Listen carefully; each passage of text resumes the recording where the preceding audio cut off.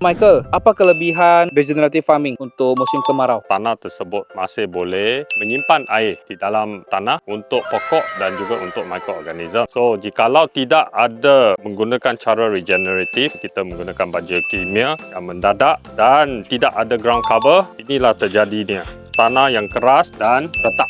Contoh kalau kita nak mulakan regenerative farming, apa langkah-langkah yang kita boleh buat bersiap untuk musim kemarau? Dia mengambil proses yang lama juga bergantung kepada situasi tanah kebun kamu. Saya selalu praktikkan ialah tanah tersebut ada akar yang hidup, organic matter yang tinggi dan selalu tertutup. Jangan terbuka. So, bila cahaya matahari menyinar ke tanah yang terbuka dan mikroorganisme di dalam tanah tersebut akan mati. Kamu perlu menyediakan tempat tertuduh seperti daun-daun atau rumput rampai. Jangan biar dia terdedah pada cahaya matahari. Bagaimana dengan kelapa-kelapa ini kalau tak ada air? Kita ada drip irrigation. So, kita menggunakan drip irrigation untuk masa begini. Kalau kita nak mulakan regenerative farming, kita juga kena sediakan drip irrigation system lah. Untuk pokok-pokok perlu, tapi tidaklah sedrastik jikalau kamu tidak menggunakan regenerative farming. So, air yang digunakan itu lebih banyak daripada mempraktikkan regenerative farming. Tuan-tuan dan puan-puan, bagaimana kamu bersedia untuk menghadapi musim kemarau?